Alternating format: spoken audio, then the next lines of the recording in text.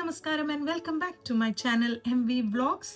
And part 1 കാണാത്തവരുണ്ടെങ്കിൽ please to watch. ഞാൻ എൻ്റെ ഡീറ്റെയിൽഡ് ഡെലിവറി സ്റ്റോറി അതിൽ ഷെയർ ചെയ്തിട്ടുണ്ട്. അപ്പോൾ അതിൽ പറയാൻ പറ്റാതെ, കാരണം അത് ഓൾറെഡി ഒരു അരമണിക്കൂർ കഥയുണ്ട്.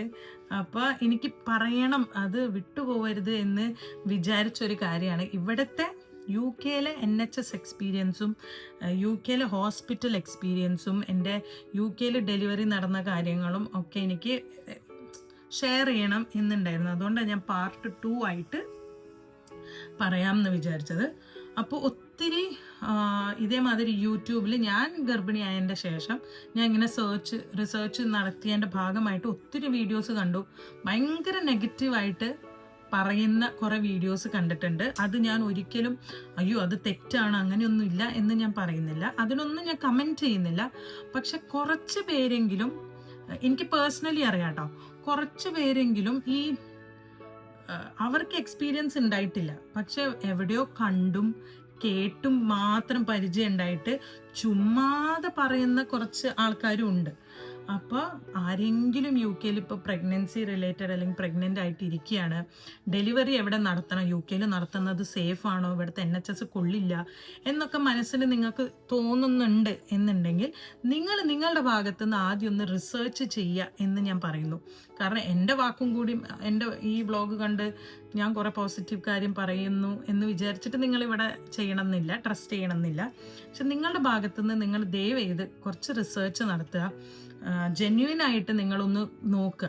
ആർക്കെങ്കിലും ഒരു എക്സ്പീരിയൻസ് ഉണ്ടായി എന്ന് വിചാരിച്ചിട്ട് നിങ്ങൾ ജഡ്ജ് ചെയ്യാതിരിക്കുക. അതായത് NHS മൊത്തം ഇങ്ങനെ തന്നെയാണ്, ഇവിടെ ഡെലിവറി ഒന്നും കൊള്ളില്ല, അവർ നമ്മളെ തിരിഞ്ഞു നോക്കില്ല. ഞാൻ ഒത്തിരി കേട്ടിട്ടുണ്ട്, പെയിൻ വന്നു കഴിഞ്ഞാൽ ഹോസ്പിറ്റലിൽ നിന്ന് അവർ പറയും പൊക്കോളൂ, നിങ്ങൾ ഇവിടെ നിൽക്കണ്ട, നിങ്ങൾ വീട്ടിൽ നിന്ന് ഇത്ര പെയിൻ വന്നിട്ടേ തിരിച്ചു വരാവൂ എന്നൊക്കെയുള്ള കുറേ ജഡ്ജ്മെൻ്റലായിട്ടുള്ള കൊമെൻറ്റ്സ് ഞാൻ കണ്ടിട്ടും ഉണ്ടായിരുന്നു, കേട്ടിട്ടുണ്ടായിരുന്നു, പേഴ്സണൽ എക്സ്പീരിയൻസ് ഉണ്ട് കേട്ടോ. പക്ഷെ എനിക്ക് അങ്ങനെയൊന്നും അല്ലായിരുന്നു. അതായത് നമ്മൾ പ്രഗ്നൻ്റ് ആയി എന്ന് അറിയുന്നത് തൊട്ടിട്ട് ഞാൻ ഡെലിവറി കഴിഞ്ഞ് ഇപ്പോൾ ബേബിക്ക് ഒരു 1.5 മാസമായി, ഇതുവരെ എനിക്ക് ദി ബെസ്റ്റ് എക്സ്പീരിയൻസ് ആണ് NHS നിന്ന് കിട്ടിയിട്ടുള്ളത്. ഇപ്പോൾ ഒരു കാര്യം എന്താന്ന് വെച്ച് കഴിഞ്ഞാൽ, നമ്മളുടെ നാട്ടിൽ മന്ത്ലി ചുമ്മാതെ കുറേ സ്കാനിങ്ങും കുറേ ടാബ്ലറ്റ്സും അല്ലെങ്കിൽ കുറേ സ്ക്രീനിങ്ങും എല്ലാ മാസം ഉണ്ട്. ചുമ്മാതെ എന്ന് ഞാൻ ഇപ്പം എനിക്ക് തോന്നുന്നു ചുമ്മാതെയാണെന്ന്. അപ്പം അത് ഒത്തിരി ഉണ്ട് അല്ലേ. ഓരോ മാസം 1 മാസം 2 മാസം 3 എല്ലാ 9 മാസം വരെ പല സ്ക്രീനിങ്ങും പല സ്കാനിങ്ങും എല്ലാ മാസവും ചെക്കപ്സും കാര്യങ്ങളൊക്കെ ഉണ്ട്. അത് UK ഇല്ല.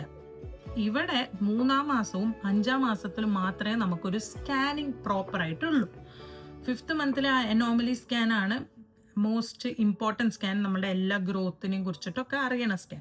അപ്പോൾ ഈ 3rd മന്തും 5th മന്തും മാത്രമാണ് നമുക്ക് ഇവിടെ സ്കാനിങ് കിട്ടുന്നത്. ഇത് പേടിച്ചിട്ടാണോ അല്ലെങ്കിൽ ഇത് കൺസേൺഡ് ആയിട്ടാണോ എന്ന് എനിക്കറിയത്തില്ല. എല്ലാവരും പറയുന്നത് ഭയങ്കര മോശമാണ്, ഇവിടെ സ്കാനിങ് കിട്ടൂല, ഇവിടെ ഇതാണെന്നൊക്കെ. പക്ഷെ എൻ്റെ ഒരു പേഴ്സണൽ അഭിപ്രായത്തിൽ നമുക്ക് അത്ര മതി. ഇപ്പം നമ്മുടെ പ്രഗ്നൻസി വളരെ നോർമലായിട്ട് വളരെ ഹെൽത്തി ആയിട്ട് എല്ലാം പോവുകയാണെങ്കിൽ ശരിക്കും നമുക്ക് അത്ര സ്കാനിങ് മതി. എന്തിനാണ് നമ്മൾ മാസം ചുമ്മാതെ സ്കാൻ ചെയ്യുന്ന ആവശ്യമില്ല അല്ലേ. അപ്പം എന്തെങ്കിലും ബുദ്ധിമുട്ടുകൾ ഉണ്ടെങ്കിൽ ഡെഫിനറ്റ്ലി അവർ നമുക്ക് അതിൻ്റെ ഓപ്ഷൻസ് തരുന്നുണ്ട് കേട്ടോ.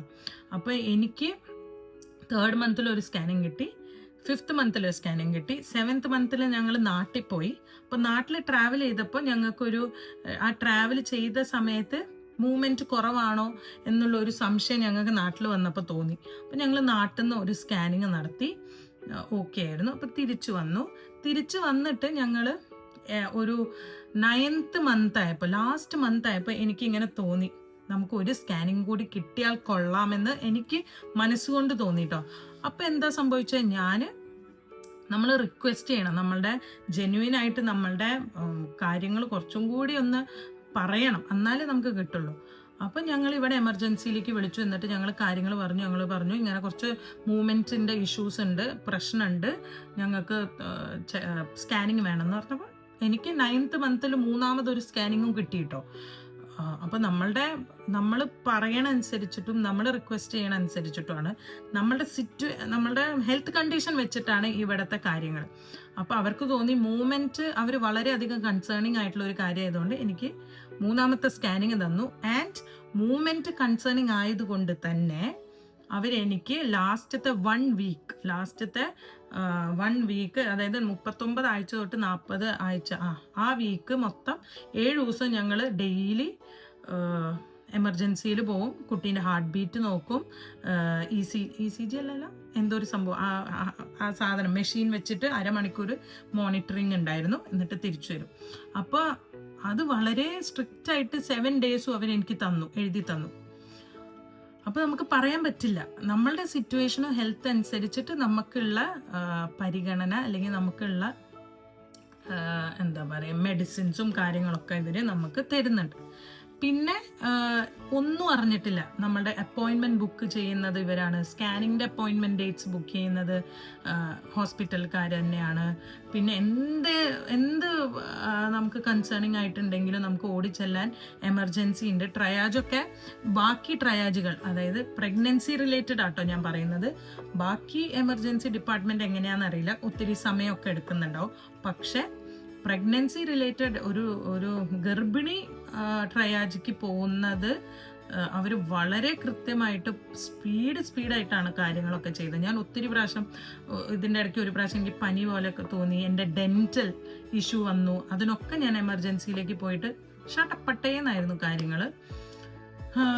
പിന്നെ നമുക്കറിയാലോ, അറിയാത്തവരുണ്ടെങ്കിൽ പ്രഗ്നൻ്റ് ആയിരിക്കുന്ന ലേഡി കുഞ്ഞിന് 1 വയസ്സാവണ വരെ അവർക്ക് ഡെൻറ്റൽ ഫ്രീ ആണ്. ഞാൻ ഇതിൻ്റെ ഇടയ്ക്ക് എൻ്റെ ഒരു ഓട്ട സംഭവിച്ചായിരുന്നു എൻ്റെ പല്ലിന്. ആ ഓട്ട ഞാൻ അടച്ചിട്ടുണ്ടായിരുന്നു. അപ്പോൾ നമുക്ക് പല്ല് സംബന്ധമായി എന്ത് തന്നെ ഉണ്ടെങ്കിലും ബേബിക്കും കുഞ്ഞിനും അമ്മയ്ക്കും ഫ്രീ ആണ് കേട്ടോ. അപ്പോൾ അത് നമുക്ക് യൂട്ടിലൈസ് ചെയ്യാം. നിങ്ങൾ പല്ലിന് എന്തെങ്കിലും പ്ലാൻ ചെയ്യുന്നുണ്ടെങ്കിൽ ആ ടൈമിൽ നിങ്ങൾക്ക് ചെയ്യാൻ പറ്റുന്ന ഹെൽത്ത് കണ്ടീഷൻ ആണെങ്കിൽ അത് ചെയ്യാൻ പറ്റും.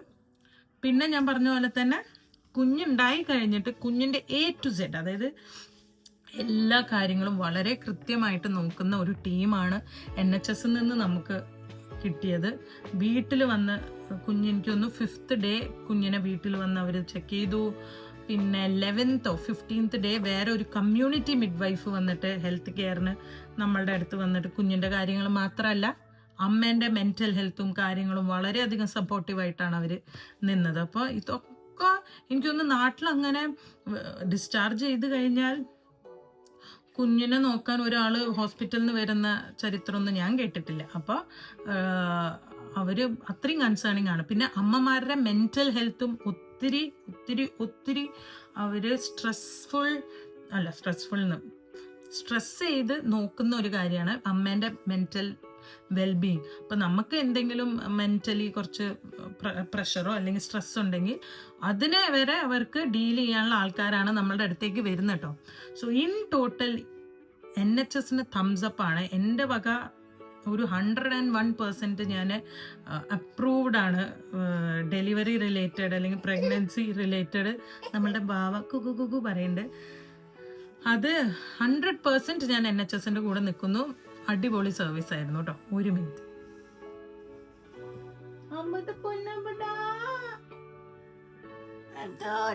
എന്റെ ബേബീനെ കുറിച്ച് അമ്മ പാടി കഴിഞ്ഞു. ബേബി വന്ന ഡേനെ കുറിച്ച് പാടി കഴിഞ്ഞു അമ്മ. നല്ല ഉറക്കത്തിലായിരുന്നു കേട്ടോ ആള്. അതാണ്. ഒന്ന് മുഖം കാണിച്ചാമോ എല്ലാവർക്കും. ഹായ്. ഇങ്ങനെ കയ്യിലിരുന്ന് സംസാരിക്കാൻ പറ്റുമെങ്കിൽ ഞാൻ സംസാരിക്കാം. എത്രമാത്രം പറ്റുമെന്ന് അറിയില്ല. ഹായ്. ഞങ്ങൾ ഒങ്ങായിരുന്നു. ഉണ്ണി വന്ന കഥ പറഞ്ഞതാ അമ്മ. ഓക്കെ, അപ്പൊ ഞാൻ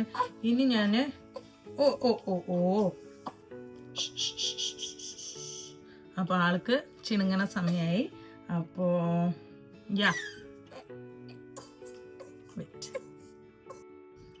അപ്പോ അപ്പോൾ ഞാൻ വേഗം പറഞ്ഞിട്ട് നിർത്താം കേട്ടോ. ടേക്ക് കെയറിങ് മാത്രമല്ല കേട്ടോ, നമ്മളെ എഡ്യൂക്കേറ്റ് ചെയ്യുക എന്നുള്ളൊരു സംഭവം കൂടി എനിക്ക് എടുത്ത് പറയേണ്ട ഒരു കാര്യമാണ്. കാരണം നമ്മൾ 3 months തൊട്ടിട്ട് നമ്മൾ പോകുമ്പോൾ നമ്മളോട് പറയുന്ന ഓരോ കാര്യങ്ങൾ, അതായത് ഈ ജേർണിയിൽ നമുക്ക് നമ്മളെ പറയുന്ന കുറേ കാര്യങ്ങളുണ്ട്, നമ്മളെ പഠിപ്പിച്ചു തരുന്ന കുറേ കാര്യങ്ങളുണ്ട്.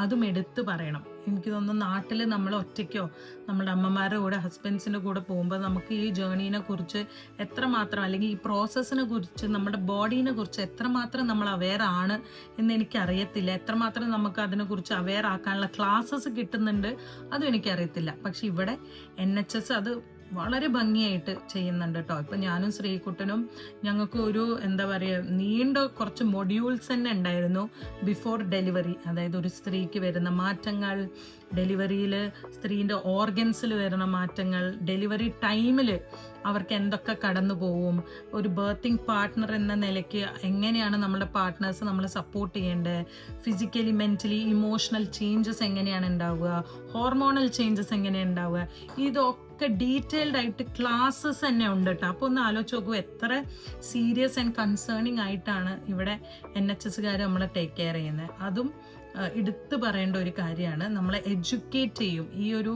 പ്രഗ്നൻസി ജേർണി ചുമ്മാ ഒരു കൊച്ചിനെ ജന്മം നൽകുക എന്നുള്ളതല്ലാതെ ഇതെങ്ങനെ, എന്തുകൊണ്ട് സംഭവിക്കുന്നു, എന്ത് ചെയ്താൽ ഈ ഒരു ജേർണി ഭംഗിയാക്കാം എന്നുള്ള കുറേ കാര്യങ്ങൾ നമ്മളെ എഡ്യൂക്കേറ്റും കൂടി ചെയ്യാൻ സഹായിക്കുന്നതും കൂടിയാട്ടോ NHSകാർ. സോ എണീറ്റിട്ടുണ്ട്. അപ്പോൾ NHSനെ കുറിച്ച് ഇതാണ് എനിക്ക് പറയാനുള്ളത്. നല്ല എക്സ്പീരിയൻസ് ആയിരുന്നു എനിക്ക് NHSനെ കുറിച്ചിട്ട് പറയാനുള്ളതും. എനിക്ക് നല്ലൊരു എക്സ്പീരിയൻസിനെ കുറിച്ചിട്ടാണ് പറയാനുള്ളത്. NHS വേണ്ടതൊക്കെ നമുക്ക് ടൈംലി ചെയ്ത് തന്നിട്ടുണ്ട്.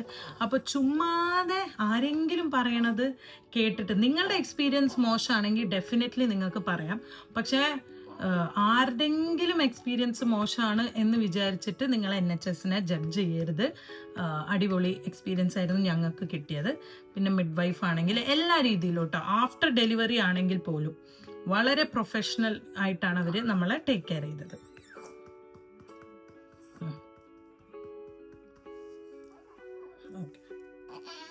ഓ ഓ ഓ ഓ ഓ ഓ ഓ ഓ നീ ബോമാനേ.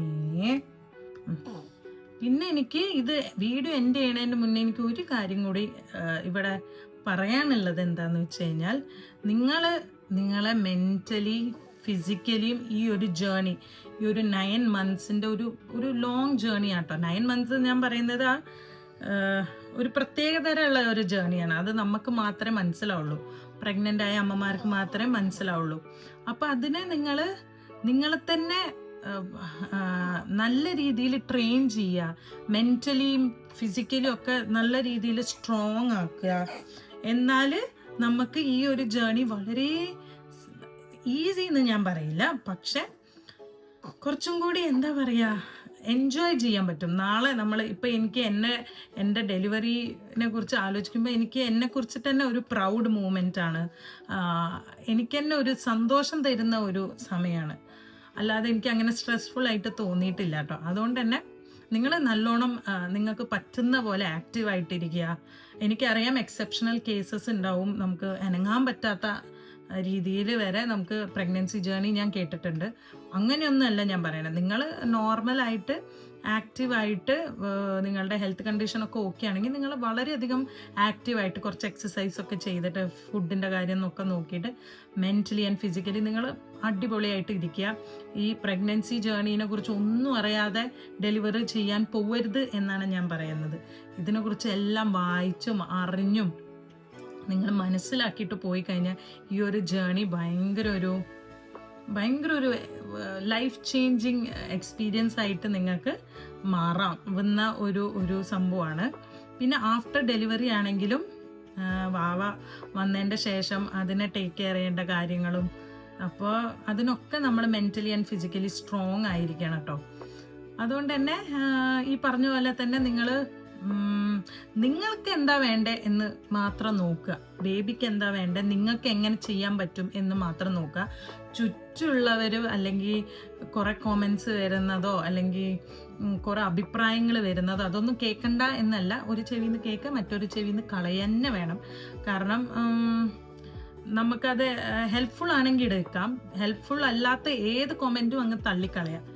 കാരണം അത് നമ്മളെ ഡിസ്റ്റർബ് ചെയ്യരുത്. നമുക്കറിയാലോ, നമുക്ക് 9 മാസം നമ്മൾ കൊണ്ട് നടന്ന് നമ്മൾ ഡെലിവറി ചെയ്ത് നമ്മളുടെ വാവേനെ നോക്കാൻ നമുക്ക് അറിയാം. അത് ഉറച്ച് വിശ്വസിക്കുക. ആരെന്ത് പറഞ്ഞാലും നമുക്ക് എന്താ ചെയ്യണമെന്ന് തോന്നണത് അത് നമ്മൾ ചെയ്യുക. അത് അങ്ങനെയാണ്, അതായിരിക്കും ശരി. ബാക്കിയുള്ളവർ പറയുന്നത് അവരുടെ ശരികളായിരിക്കും, നമുക്ക് ചെയ്യാൻ തോന്നുന്നത് നമ്മളുടെ ശരികൾ. അപ്പം അങ്ങനെ. പിന്നെ എന്താ പറയുക, അയ്യോ കുഞ്ഞിനെ നോക്കാൻ അറിയില്ലല്ലോ, എങ്ങനെ ചെയ്യും, അങ്ങനത്തെ കുറേ ചോദ്യങ്ങളും വരും. പക്ഷേ അതൊക്കെ നമ്മളെ കൊണ്ട് പറ്റും. പിന്നെ എല്ലാവരും പഠിച്ചു വന്നിട്ടുള്ള കാര്യങ്ങളൊന്നും അല്ല കേട്ടോ, അല്ലല്ലോ. നമ്മളെല്ലാം എന്താ പറയുക, ഇങ്ങനെ തന്നെയാണല്ലോ, ഈ ജേണിയിലൂടെയാണ് നമ്മൾ ഓരോ കാര്യം പഠിക്കുക. അപ്പം അങ്ങനെ പഠിച്ച് നല്ലൊരു അമ്മയും അല്ലെങ്കിൽ നല്ലൊരു പേരൻ്റായിട്ട് മാറാൻ നമുക്ക് ഹെൽപ്പ് ചെയ്യും.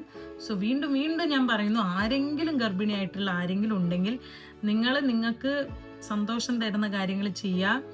മെൻ്റലി ഫിസിക്കലി നല്ലോണം സ്ട്രോങ് ആക്കുക. അതാവുമ്പോൾ എന്താ വെച്ചാൽ നമുക്ക് ഈ ഒരു ജേണി ഭയങ്കരമായിട്ട് ഭയങ്കര ഒരു ത്രില്ലിങ് എക്സ്പീരിയൻസ് ആയിരിക്കും. ഓക്കെ, സോ ഇത് പാർട്ട് 2, ചെറിയൊരു പാർട്ട് 2 ആണ്. എനിക്ക് കൂടുതലും പറയാനുള്ളത് NHSൻ്റെ കാര്യമായിരുന്നു, അത് ഞാൻ പറഞ്ഞു. ആൻഡ് ഇതൊക്കെയാണ് കാര്യങ്ങൾ. ബേബി കുട്ടന്താ ഹാപ്പിയായി സുഖമായിട്ടിരിക്കുന്നു. 1.5 മാസമായി. സമയം വളരെ പെട്ടെന്ന് പോകുന്നു. ഞാൻ വളരെ ഹാപ്പി ആയിട്ട് പോകുന്നു. ഞാനിങ്ങനെ പതുക്കെ എല്ലാം റിക്കവറായി. എൻ്റെ സ്റ്റിച്ചസൊക്കെ ഉടനെ എനിക്ക് തോന്നുന്നു വിത്തിൻ 1 വീക്ക് 10 ഡേയ്സൊക്കെ എൻ്റെ സ്റ്റിച്ചസൊക്കെ ഉണങ്ങി. ഞാൻ നോർമലായിട്ട് കാര്യങ്ങളൊക്കെ അന്നും ഇന്നും ചെയ്യുന്നു. എനിക്ക് തോന്നുന്ന കാര്യങ്ങൾ, എനിക്ക് സന്തോഷം തരുന്ന കാര്യങ്ങൾ ചെയ്യുന്നു. എൻ്റെ ചുറ്റിനുള്ള ആൾക്കാർ എന്നെ ഹാപ്പിയാക്കി വെക്കുന്നുണ്ട്.